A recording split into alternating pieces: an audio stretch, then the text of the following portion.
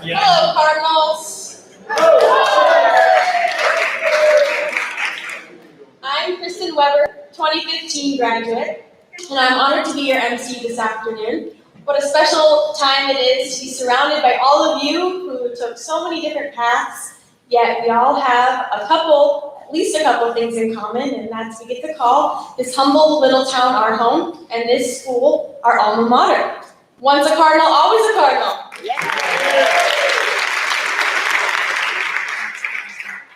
We are so lucky to have such a close-knit community made up of every generation, some who never left, some who left and came back, and some who come back to visit on a regular basis. A community as great and successful as ours is hard to leave and easy to love. That being said, we'd like to know how many of you here are first-generation alumni? Go ahead and raise your hand.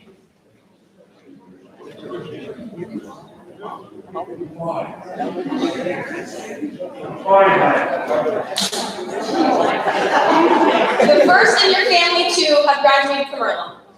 Oh, that. Awesome. All right, second generation. Third.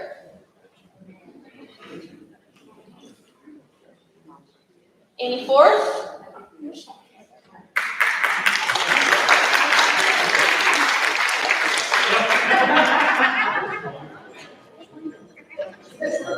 All right, on that, we're going to do a prize to who has the most generations present today.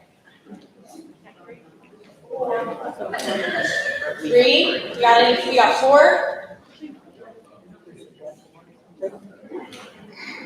Just 3. What are you looking at? 3. All right. If in case I have to move the camera. Let's do them. All right. Let's do them.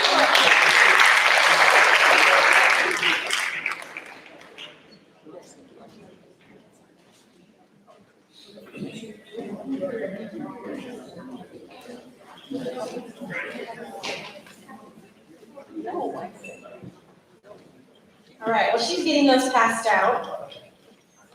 I just want to thank you all for being here to celebrate the rich history of our school and all of you as alumnus. And before we dive into the program, I wanted to make sure that we honored those classmates who are no longer here with us. So I found a poem that I thought was fitting that I'm going to read. So many things have happened since they were called away. So many things to share with them they had been left here to stay. And now on this reunion day, memories do come our way. Though absent, they are always near, still missed, remembered, and always dear. Now, since it is the 4th of July weekend, we would like to ask any veterans in the audience to please stand.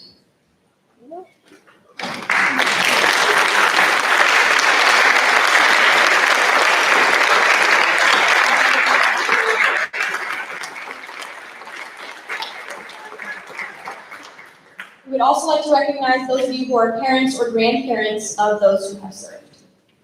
If you would like to stand up as well.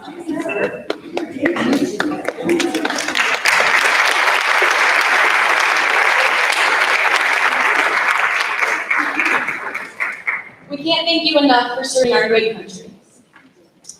Now I'm going to introduce Ms. Knight, who is the 6 through 12 principal here, and she's going to give us a rundown on a bunch of things that have happened since our last reunion.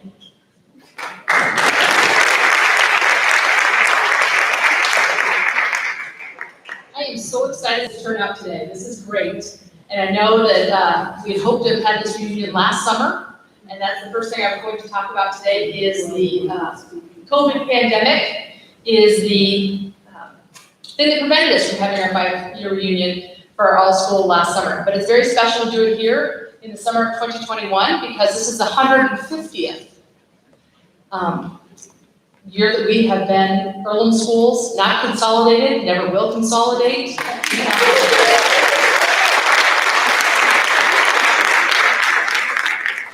The class of 2021, their graduation composite is outside on an easel because they are the 150th class to graduate from here. They come from a rich heritage of Cardinal pride and Cardinal spirit. And myself, I have my youngest and 3rd child just graduated this year, and I've been very proud to call Earlham my home for my 3 kids to go through the system K-12. And as we looked at all the generations that have come through here, that's just awesome. So thank you for continuing to support our school and for being a part of our greater Earlham community, even if it's just once every 5 years that you come back. So thank you for making the effort to be here today.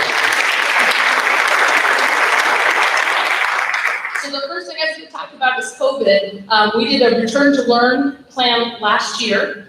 We had 10 different committees of teachers and administrators and some professionals like registered nurses and medical personnel and so on involved to figure out what would be the plan to have our students back in this building. And we're very proud that we had our kids here every single day from day one. They went to school 8 a.m. to 1 p.m. and then they had virtual learning in the afternoon from 1 to 3. But every day we had them here in person from 8 to 1. We didn't do it every other day. We didn't do it all virtual, though kids did have that opportunity if they felt uncomfortable being here. And we had a tremendous support from our community on the decisions that we made to have that. The kids were great about wearing masks, I'm not gonna lie. We had to do a lot of mask up, mask up, mask up to learn that. But the kids wear their masks, they stayed in the same room all day long, and the teachers moved to them to prevent passing periods and having more potential spread. They had to sit 6 feet apart at lunches when their masks might be down to prevent the spread of COVID. And really, we have been practicing for several years now the idea of perseverance, the idea that you will always keep trying, that you don't have some mastery of a task yet, kind of that growth mindset. And we definitely put that into practice this year, and it was unbelievable how our students and our staff and just the community rallied together to make sure that this happened. Kids had free breakfast and lunch each day as part of this process, and just had all sorts of quarantine protocols. We'd come around with our big 6-foot stick to start measuring where they were sitting and going, yep, you're going home, you're going home, you're going home. And teachers rallied to make sure there was learning in the afternoons in case those kids were at home quarantining. So it was a very different year, but we're happy to start looking at this next year and hope for a little bit new normal for us. Something else, if you went on a tour, and we will have some tours after this program, so if you didn't get on a tour before, we will have tours after. One of the things on our tour is our new courtyard. For those of you who were here prior to 2002, where we're sitting right now is the parking lot. And we used to walk into the doors that are now the doors that enter into our courtyard. When we built this auditorium and our fine arts wing in 2003, we enclosed this area, and it sat there until this past 2 years. And I want to give a huge shout out to Morris, who's an alum and a 5th grade teacher here. Under her vision and guidance, under her dedication and perseverance, we have gone ahead and made that into a science classroom. It's an art classroom. It's an area where there's a pond, there's koi, there's a waterfall. Culinary Garden Center donated all these Iowa native plants, and so it's a cool learning experience, and it's using a space that otherwise would have been unused. So if you didn't get out there, make sure you get out there. Something else we have is in the commons, you saw a table that had some metal artwork on it. And you might have been like, what is that? We have a program here called Cards Cuts, and our CTE, which is our Career Technical Education program, runs this. Our business and marketing teacher works with the ag and welding teacher, and they do this on our plasma cutting table. And they create any customized sign you want. So again, if you were out in that courtyard, all of the signs for the plants were created by the students in that class. The things that are on that table are all created by the students in that class. And so they do have some information sheets on that table, so if you didn't get a chance to see it, or you're like, well, what is this? The students and the teachers weren't able to be here today, but they did want to put out a display table of what they do. Most recently, they've been making fire pits that are movable, so if you want to take it to a tailgate or something like that, you could do so. So that's pretty cool. And I'm just going to do a little advertising here.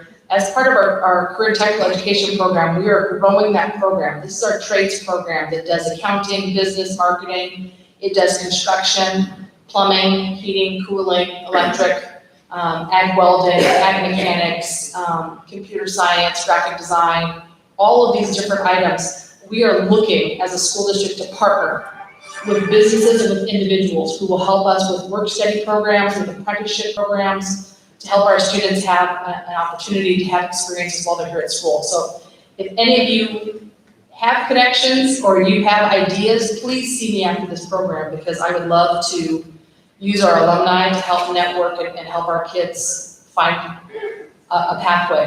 Not all of them need to go to a college or a technical school. Some of them are ready and willing to start working immediately.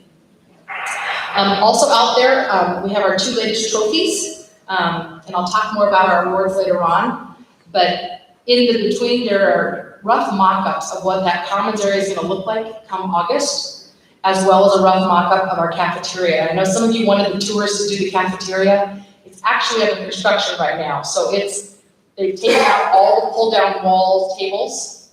They no longer make parts to repair those. So we had to get rid of those, and inside we're going to be putting a mixture, so it'll be almost like more like a Panera or a kind of a coffee house feel to it. There'll be booths and high tops and low tops and bar stools and just different things, and the commons will be much more like a collegiate study center. Our students are in our online study hall take classes at DMAC online, and we have some kids that are graduating with 20 to 26 college credits before they ever leave with their diploma. And we pay for that as a district. So we're helping a lot of kids get through their freshman year before they even graduate from Earlham.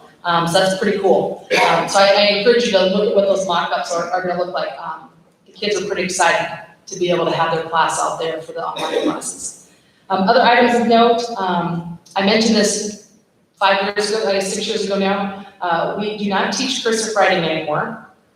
That was a decision made at the state level as well as at our local level. So no cursive writing, which means that a lot of you that are used to the handwritten notes and things, our kids have a definite learning curve with that. They need it printed. Something else we have is we do not do letter grades K-12 anymore. Instead, we do standards-based rating, and so they show their understanding and mastery of standards. And so they reassess and learn, and so it's kind of like when you learn to ride your bicycle, you didn't master it the first time, maybe you had to try it 1, 2, 3, 4 times before you got it. So the kids get to really learn and not concentrate so much on, what do I need to do to get an A? I just want to get an A. It's focused more on the learning process. We do that K-12. Starting this fall, all of our students, kindergarten through 12th grade, will be issued an iPad. Previously, we'd given every kid in 6th grade through 12th grade a MacBook Air laptop, but starting this fall, every kid will have an iPad. In grades 5 through 12, that iPad will flip down, and there'll be a keyboard for them to do Word documents and things on their Google Slides and everything. But everyone will have this iPad with their apps and everything and be able to draw and use that in their classes. And if we have a snow day, we don't have snow days anymore, really. We'll have a couple of them in there, but now we can do virtual learning. So bummer for the kids today because there's no more of this. I had to walk 6 miles through the snow uphill both ways. Nope, you can still learn at home. So you can be snowed in and do whatever you want. So we have just a wealth of technology. For as small a school as we are, every room has either an Apple TV or a smart TV for the teacher to use. Every room has a document camera.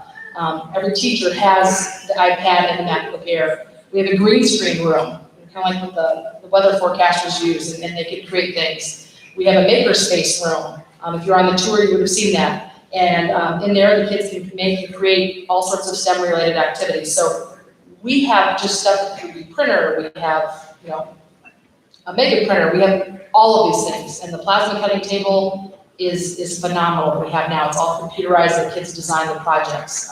Even the scientific beads and beignets, they designed when they put it together and made that. So lots of cool things that we're doing, but I'm going to stop now and I'm going to let Kristen come back up here, share a little bit more, and then I'll be back up later on.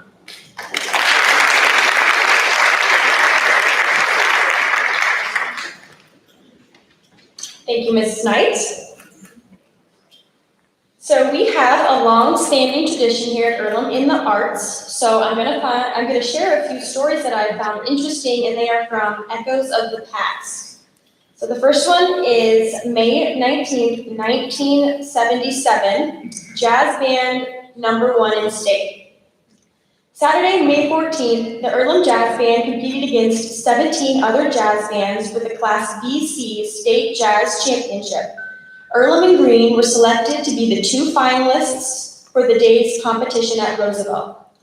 The finals were held that evening at Valley High School, West Des Moines. The band gave a tremendous performance to edge out Green.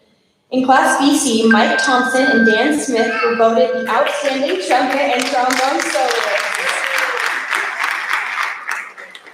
Judy McCleary, Denise Bowers, Winnie Martins, and the entire sax section received NAJE special citations for outstanding musicianship.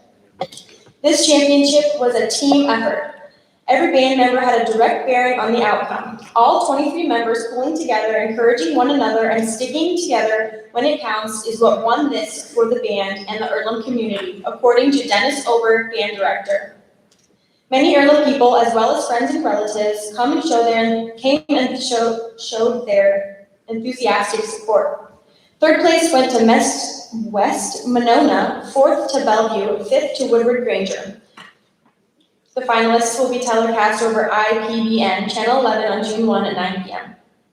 Our next one is from the Earlham Echo, December 12th, 1968, beginning work on the spring musical.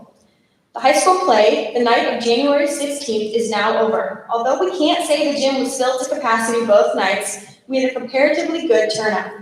We were pleased to hear that our performance induced some people to discuss the verdict and try to decide for themselves whether the defendant, Dinah Castle, was really guilty. Verdicts of not guilty were delivered both nights. Due to outstanding performances by both attorneys, Fred Jones and Roger Fletcher, as well as a number of witnesses, there was some doubt about this verdict. Our thoughts are now turning towards the musical Oklahoma, which will be presented February 28th and March 1st. We hope all members of the community will circle those dates on the calendar and plan to attend one or both performances. We promise you an entertaining evening. The cast in order of appearance is Aunt Eller, Kathy Aldring, Curly McLean, Dennis Vaughn, Lori, Peggy Hercock, Ike Skidmore, Harlan Frederick, Fred, Mark Jobst, Slim, Bill Hunter, Will Parker, Dennis Clements, Judd Fry, Tom Lane, Ado Annie Carnes, Dinah Castle, Ali Hackham, Fred Jones, Gertle Cummings, Linda Armstrong, Andrew Carnes, Roger Fletcher, Vivian, Lori Fagan, Cord Elam, Larry Derrickson.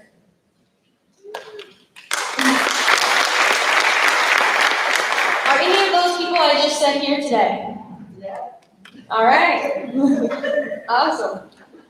All right, our next one is April 20th, 1950, for the musical Minded. Earlham's musical talent made a nice showing at the preliminary contest for solos and small musical groups at Greenfield Saturday, April 1st. Those from Earlham who rated in the first division were Ross Sleeper, saxophone soloist, Bruce Beals, bass soloist, voice quartet. The ones who rated in the second division were Mary Evelyn Strong, vocal soloist, Nancy Boyle, trumpet solo, Elizabeth Hunter, piano solo, mixed quartet. The ones who rated in the third division were Betty Wilkie, trumpet solo, Patricia Westfall, vocal and piano solos. The boys' quartet is composed of Ross Sleeper, John Godby, Bill Dietz, and Bruce Beals. They were accompanied by Myrna Mapes, Beverly Soderberg, Norma Welch, Ross Sleeper, and Bruce Beals are in the mixed quartet. They were accompanied by Doris Cook. How would any of those names are they here? Anybody who was just mentioned? Awesome.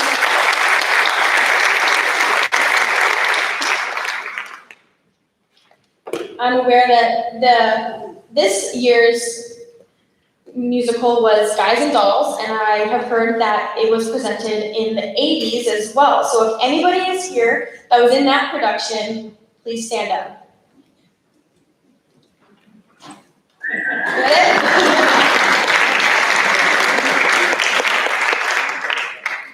All right, now we're gonna have Ms. Knight come back up, and she's gonna continue to talk about awards that EHS has received in the Music and Arts Department.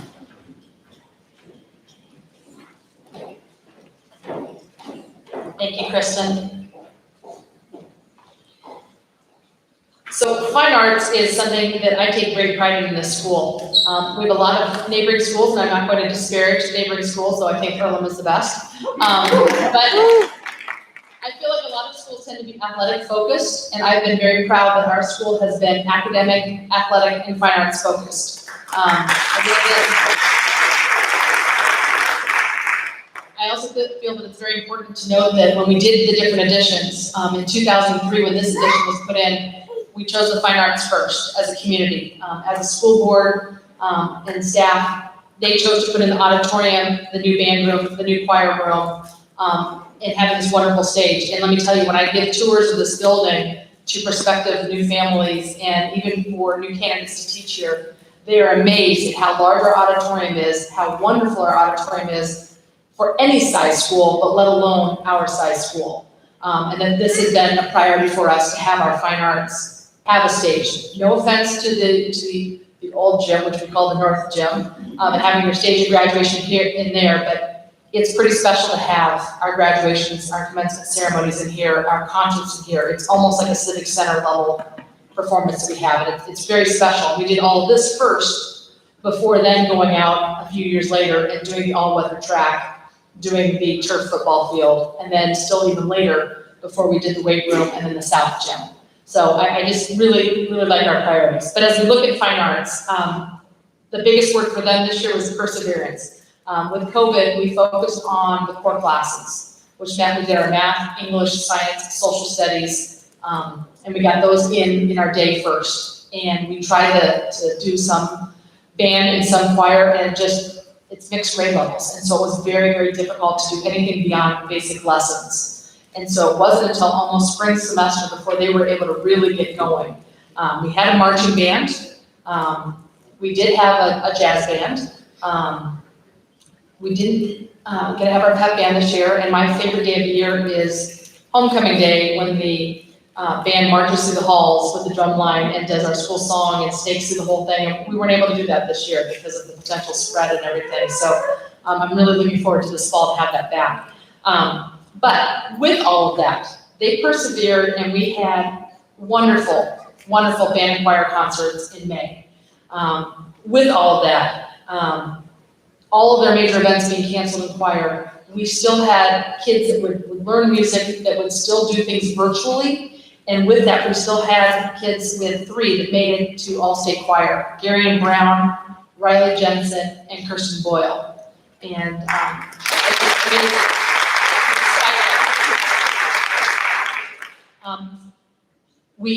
like I said, we weren't really able to do a lot of our band items like normal, but we did host here in June. The Iowa Bandmasters Association chose us to host the 1A and 2A top jazz bands, and we hosted them here. And that speaks very highly of our tradition. We weren't able to have the Jacobs Jazz Festival this year, the first time in like forever. But our jazz is still going strong.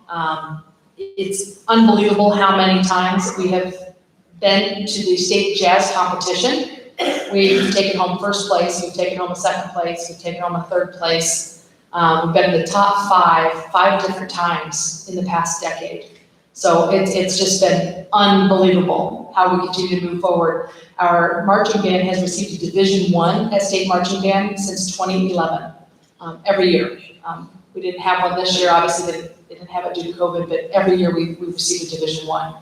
So our band is still going strong. Our musical department, we do a musical, as Kristen mentioned, back in the day, you did it usually in the winter months. We do it in November, and then we have our spring play in April. For this past year, we did Guys and Dolls, as she mentioned. We had hoped that we might be able to still do a little rendition for you here, and unfortunately we just sent our music back and everything, so we weren't able to put that together for you. But I did want to point out that our musicals, and in the past few, have been really amazing. We've had Seussical, which is all based on Dr. Seuss stuff, Beauty and the Beast, Into the Woods, which is like a scary version of Red Riding Hood, Sound of Music, and then this year with Guys and Dolls. And we have been judged recently, each of those times, by the Iowa High School Musical Theater Awards, and it's hosted down at the Des Moines Civic Center. And it's a big deal because they don't differentiate when we talk about musicals between 1A, 2A, 3A, and 4A. So we're compared with all the other schools in the state of Iowa. And once again, we were honored this year. We have 2 outstanding performers in the lead role. We have 2 performers for featured dancers, and we had 3 special recognitions in the lead role from our school.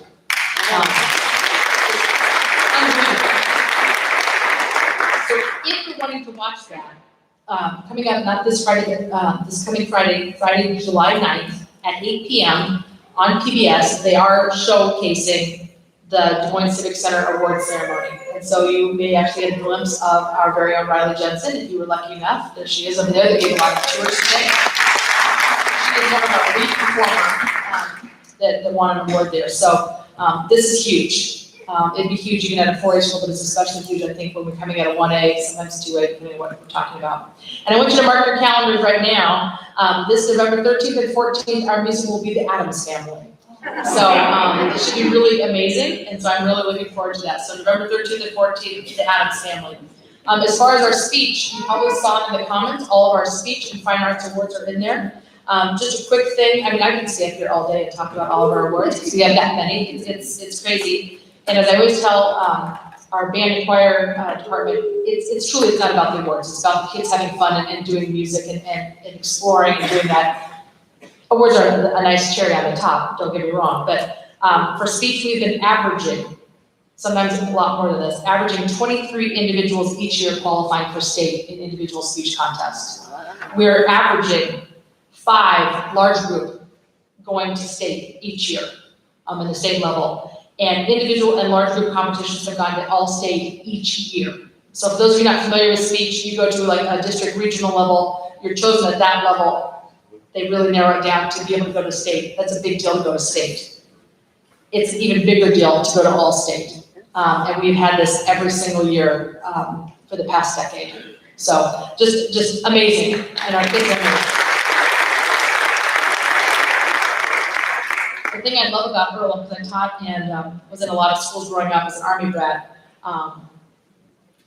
Earlham has kids that are involved in everything, and that's what makes it so special. And you guys grew up here too, and we're involved in all these. You're involved in athletics and these fine arts, and that's just awesome. I mean, to be that well-rounded, and I think it makes us better people. So I'm a little nose in the air when it comes to Earlham, that we are better people here than other places.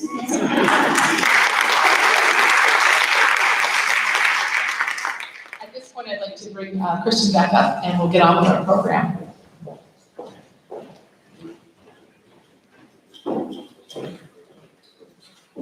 All right, to wrap up our talk about the fine arts and music, just want to let you all know that we have a live stream, and that live stream is going right now. And it also shows a lot of things like concerts, sporting events, National Honor Society awards, and a bunch of other things. So check out Facebook and look for links for the live stream. We would now like to introduce administrators, teachers, bus drivers, kitchen staff, and school board members who are alumni. So if you are here and I say your name, please come on down. We have a little certificate for you. Tara Payne Aquino, Sean Boyle, Kaylee Brindley-Heim, Elizabeth Countryman. Okay. Ashley Morrison Cullen, Sam Sullivan Dempster, Megan Fletcher Fredrickson, Kelsey Hale, Casey Henke, Callie Henry,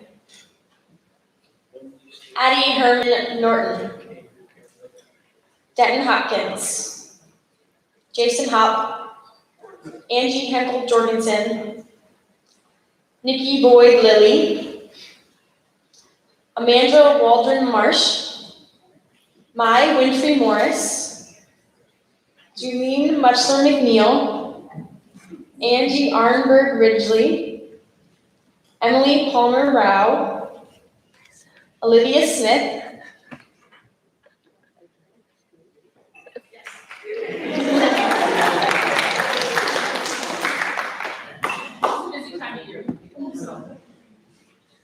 Bill Smith, Corey Thompson, Dan Von Rensselaer, Ali Waugh,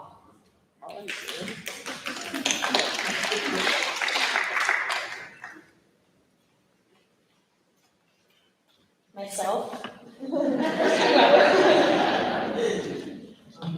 Kevin Williamson, Kathy Hanley Wolcott,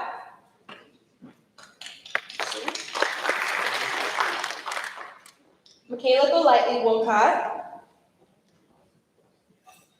Kim Young Bound.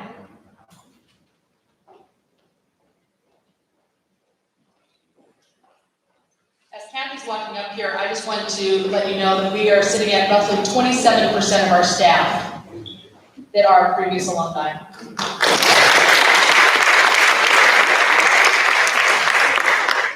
A special note here, Deanne Dawson-Filkins, she actually graduated and retired this year, and it's my understanding that she went to Earlham K through 12, and then she left for a little while and went to college, and she came right back and taught here for 36 years.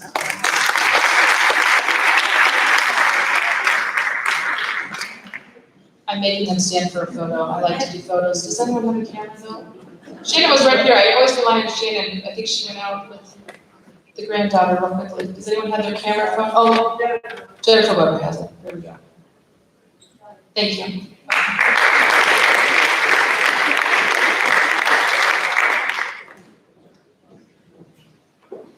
Okay, we're gonna go ahead and do another little prize. So this one is anybody who graduated 1945 or before.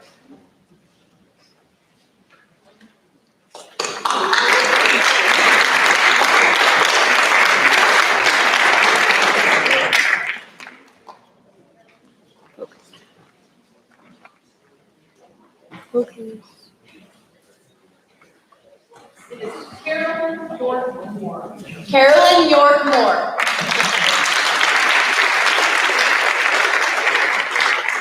If I remember correctly, we have a little story from the past, and her name is mentioned a couple times, so look forward to that.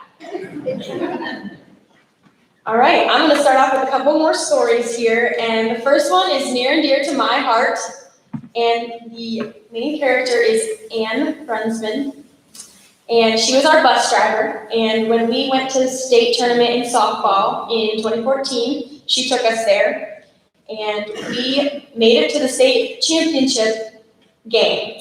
And so we stayed in the dorms up there in Fort Dodge, and all of the other teams had left our dorm, so our team was the only one left in the dorm. So when our coaches left for the evening to go watch some softball, we were all hanging out and decided we were a little bored. So we took things into our own hands, and we went into some of the other dorm rooms that people had left, and we took the mattresses off the bed, and we took them to the stairs. There were several flights of stairs that went around, and we took them to the stairs, and we were sliding down them. And before our coaches left, they had mentioned to us that Anne was in charge. So whatever Anne said, we would do.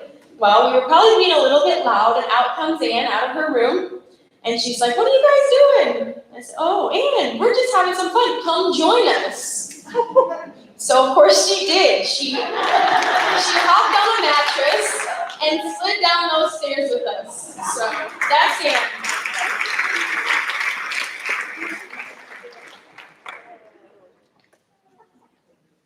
The next story we have, my mom told me this one, so it's back in the 80s, and it's another bus driver story. Those bus drivers, man.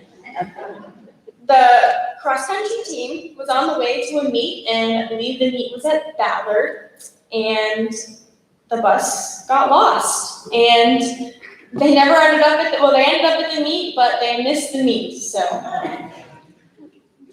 Is the bus driver here?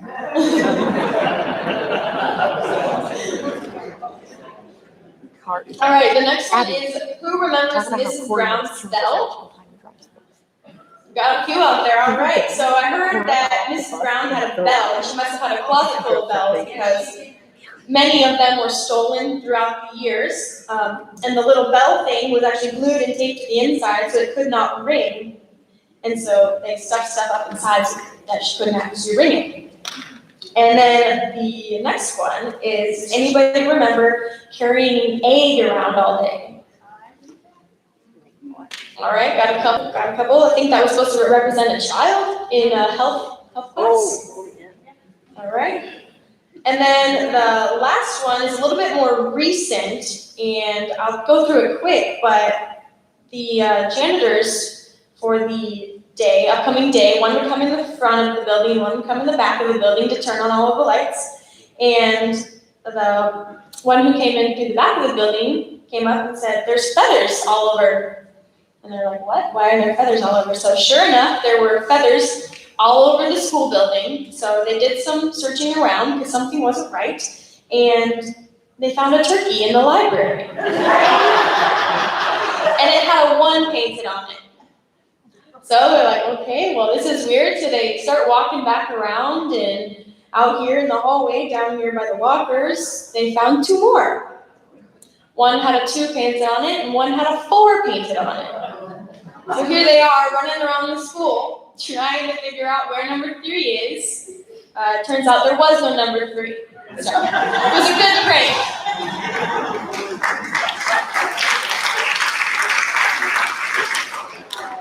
All right, we're gonna move on and we're gonna go to EHS Alumni serving our community.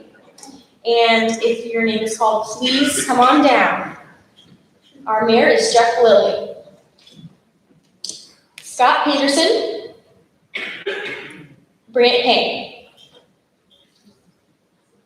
Yep, that was city council. So now we're gonna move on to our fire and rescue, and I was shocked when I was reading the list of how amazing our alumni are and how they stick around and serve our community. Can we? All right, Doug Wong. And Sean Boyle.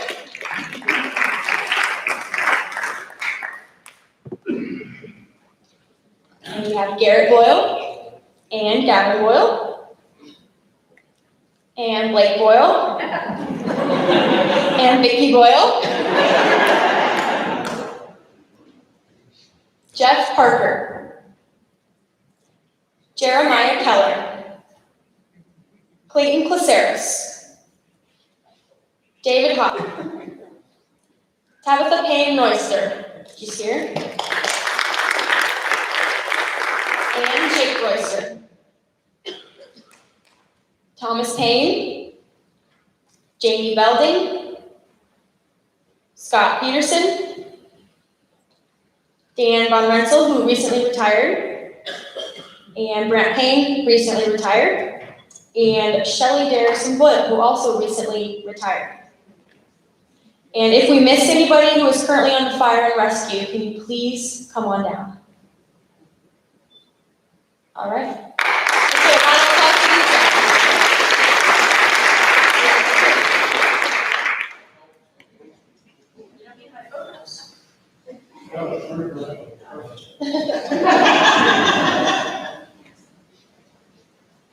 All right, and if you are here and you have previously served as mayor, city council representative, or volunteered on the fire and rescue teams, please stand up and be recognized. What if I didn't graduate? That's good too, we'll applaud you for that.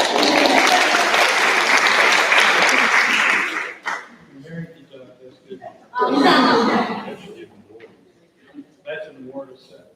That's right. All right, as you mentioned, so many alumni have stuck around to serve our community and be part of our community for many years. And I know that there are many businesses in town here that are owned by alumni.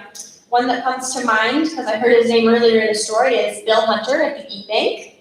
So if you own and operate a business here in town, or if you have worked here at somewhere in town for many years, please stand up and be recognized.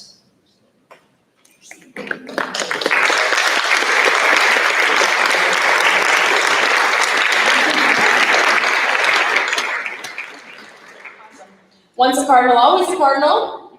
Say it with me. Once a cardinal, always a cardinal. That being said, our newest business in town is owned by Nina Lormer Easley. It's the cafe uptown, and it has served our community in so many ways already. We can't begin to be thankful enough for how it has brought our community together. It is such a marketplace for stories, and just going up there, you're always going to see somebody you know. And Nina did not graduate from here, but her parents did, and she has lived here, and her children have graduated here. So I think we can consider her an alumni also. Most mornings, about 9 a.m., you will find a group of coffee goers uptown, and that is where we hear a lot of our stories. So, and I was appalled by some of them, so I can't wait to share them all with you.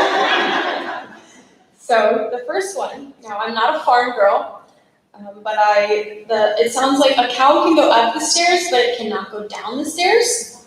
And so in 1923, Stanley Williamson was involved in a prank that escorted a cow up the stairs to the 3rd floor, and I think they had a little bit of trouble getting it back down.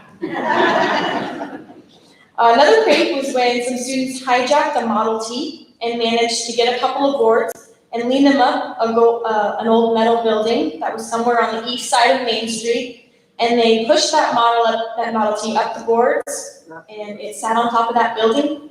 And I heard that the marks from the tires were on the building the rest of the time I was there. The next one, I was absolutely shocked out because I know that if this was me in this situation, my principal down here would not have let it slide. So as the story goes, during Halloween activities, the students regularly rolled the equipment from Bob's implement out into the north and south and east and west streets of town.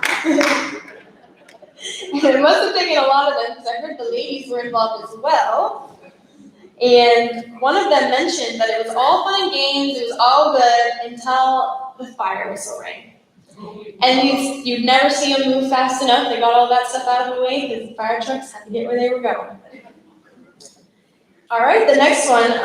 So it seems like a couple people seem to be the ringleaders because their names come up several times. But this one is these couple people managed to climb into a second-story window, boys' bathroom to be exact, that was never locked. But why would they lock it? Because who was going to come in the second-floor window? Well, they did. And they stuck into the bathroom with a caged raccoon. And they put it in somebody's locker. And the funny part was, the people that were blamed for this prank were not the ones that did it. And our next one is the same leader of the raccoon incident also used to hang people on the coat hooks by their belt when they would enter the boys' bathroom. Of course, they didn't take them down and they left them there until the next person came in to help them down. Again, Miss Knight would not let that fly. Now this one really shocked me, and it took place in the early 70s. The story goes that the ladies in the school scheduled a walkout. So all of them at the same time, they got up and they walked out of the building and they walked up to Main Street. They did not take the sidewalk. They walked in the road and they clogged the road, and they were protesting because they were not allowed to wear pants to school, only skirts and dresses.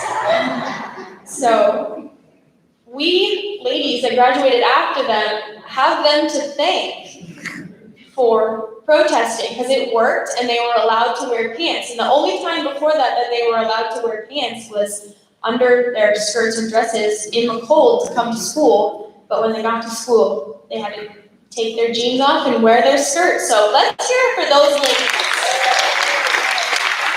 And if you were one of those ladies, how about you stand up and we give you a nice clap. All right.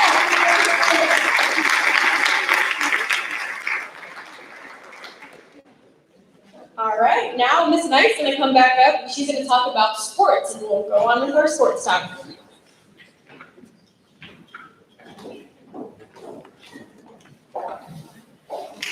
For the kids that are here, let's bear in mind that these are stories of the past. Not for going forward.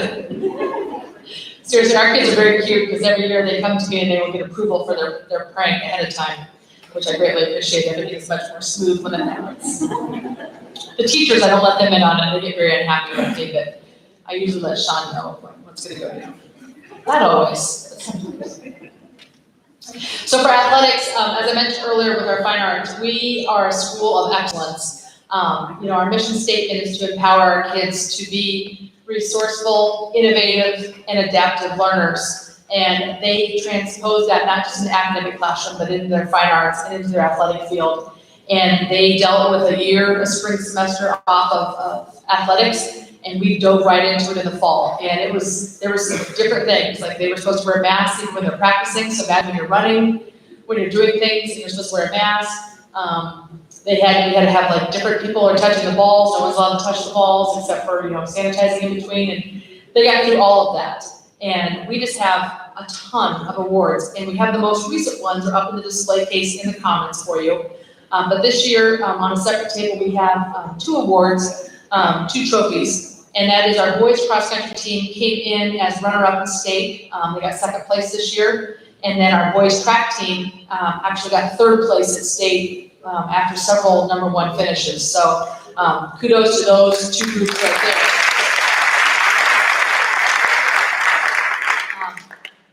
we have been regularly, we're gonna, after this is all over, and Kristen will tell you more about this, we will be going into the new South Gym for an all alumni photo of everyone who's here. And one of the things when you're in there, take a look around because all of the banners that are hanging in there are different athletic awards. And we're only putting up the ones that where we get to the state level. And it's just, we're already running out of space, which is an amazing thing. But just yesterday, our girls softball team, and they've won state a couple of times as you drive into town. I love that we have a sign that puts in there anytime that we win state or we are runner-up. Just yesterday, our girls softball team was in a tournament and they beat Ankeny Centennial, which is a 4A school. 5A. 4-1. That's awesome. Every year we have multiple teams and individuals qualified for state track. I just love that our Cardinal pride and our Cardinal spirit of our athletes and our fans is in showplace everywhere. People appreciate that we are good-natured, good fans. Not gonna lie, we do like, especially beating Van Meter and West Central Valley and Panorama and Gilbert Granger and I-35. But you know, we have our moments. The class of 2021 alone has 8 athletes that are moving on to the NCAA division level of sports. Recent alums, Joey Harkins made it and competed at NCAA regional track. Another recent alum, Kennedy Morris, competed at nationals for a national track for NCAA. Obviously, we opened the new South Gym and the new weight room and cardio room in 2018. Those athletes are getting strength and conditioning each morning. When they have their early morning practice, there's normally an iPad that's there with those customized workouts for that specific student based on how they've done in the past and to help prepare them. So a sprinter is gonna have a very different workout than a long distance runner. Your defensive lineman is gonna have a very different workout than someone who's doing hurdles. And so it's really customized and our coaches really work with these kids to make sure they're prepared, which means we have less injuries, but also makes it so that they can actually compete at the highest level possible. We have a training room now where we have a trainer at all of our varsity events. So if there is something where they need a taping, we're getting it done professionally. It's amazing. Like I said, I can go on and read every single thing, but I don't think we want to sit here for 2 more hours as I go through all of our awards. But suffice it to say, we are a very, very talented school when it comes to our athletic department. But I would again say we're very talented with academics and with fine arts too. So I'm gonna let Kristen come back up here and share some more.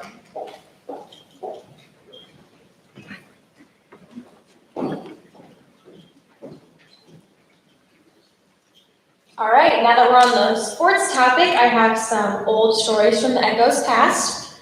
And the first one is February 14th, 1980, girls basketball. The Earlham girls basketball team closed out the regular season with a win at Anita last Tuesday. The final score was closer than the game really was. The first half was a close battle with Anita holding a 3-point lead with the starting Earlham defense on the bench most of the second quarter. The third quarter opened with Earlham running and gunning as we connected on 11 of 16 shots to Anita's 5 of 15 to hold a 59-49 lead to start the fourth quarter. Anita was behind 12 before they closed within 8. 1 minute to play and scored 4 more to wind up losing by just 4. For the game, Earlham shot a blistering 64% from the field, largely due to Lori Sankey's 26 of 32 effort for a cool 81% and 62 points. Terry Hoskins added 7, Carla Hester 4, and Sue Dawson 2 in the contest. Defensively, Kim Hoskins grabbed 9 rebounds, Connie Krall 5, and Missy Threlkel and Marcia Day both 4. Threlkel grabbed 5 steals for a game high. Coincidentally, this year was the 40th anniversary of those girls going to the state tournament. Our next one is from April 21st, 1977. Cardinalettes placed 6th at Ballard. The Earlham Cardinalettes placed 6th in a field of 9 teams with a total of 35 points. They placed first in 3 events and placed or showed improved times in the others. In the shot put, Cindy Clausen beat her own school record by almost 2 feet with a toss of 36 feet 2 inches. The 2-mile relay team of Ann Stewart, Deanne Dawson, Vicki Barr, and Janet Bonnell reset their own record by more than 5 seconds. In the same edition of the paper, the Cardinalettes ran at Nora Linden. Cindy Clausen heaved the iron 32 feet for the win in the shot. The 440 relay team of Misty Barnett, Dee DeVault, Cindy Smith, and Denise Bowers set a new PL record with a blasting 53.7. The same 2-mile relay team from the last story set a new school record of 11:53. Denise Bowers set a new school record in the 220 with a time of 27.7, beating the old school record of 27.8 set by Gay Jones in 1968. The next one is from 1972. The Earlham Cardinals won their first dual meet in 2 years Tuesday with a sound tracing of Waukee by the score of 96-46. Top point getters for Earlham were Stan Marsh, Russ Jones, Randy Lilly, and Lex Fagan. However, the other members of the squad did an outstanding job, which is reflecting in their winning 4 of 5 relays, which the points were split between them. This is from highlights from 1949 to 1950 sports year. Earlham beats Dexter for the 9th straight year to retain the silver football.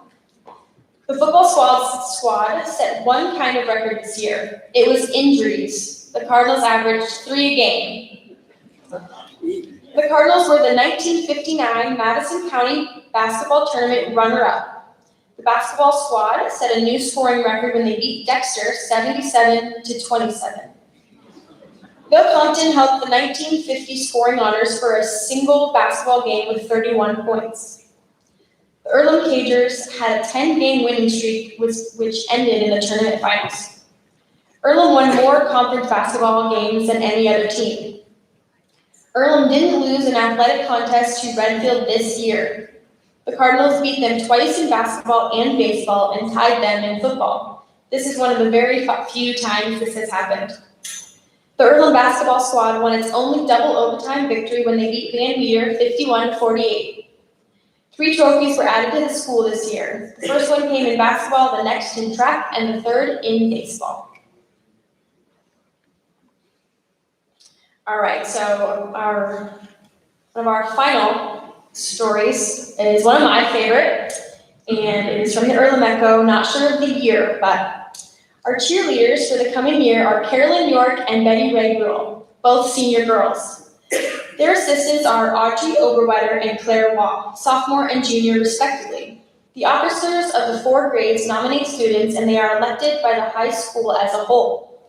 The football boys chose Carolyn York as their queen to reign over football activities for the season. The freshmen had a class meeting Thursday to decide on a present for Dean Gruel, who was still in the hospital at Dexter. They voted to send him a box of Drew's chocolates. The sophomores have decided to have a skating party in Stewart next Tuesday night. They are inviting the rest of the high school to go. Friday afternoon at 3:45, we had a pep meeting in the assembly to cheer the boys on to victory in the Earlham-Casey game. Mr. Bates, coach, Marvin Moore, co-captain, and Carolyn York, football queen, gave short pep talks. The band played, and we had several peppy yells. Does anybody know what a peppy yell is? Give us one. And then just a few more notes. According to the Des Moines Register's honor roll, Earlham had 3 state championships, 22 state team qualifiers, 23 individual state championships. And our most successful year was 2011-2012. So we have one more short little story that I think really demonstrates our school pride, and that is about the football boys and how they have, after every time they win, first thing that they do is they rip those helmets off and they come over to the crowd and they start singing our school song. Earlham High, we're loyal to you. We'll stand true for scarlet and blue. We'll defend our team all the way. Stand behind them both night and day. Win or lose, we'll fight till the end. Onward, forward, we'll all defend. Our team bound for victory. Hooray for Alumni! Shra, shra, rah, rah. Earl my, rah, rah, rah. They changed it when we got older. They changed it.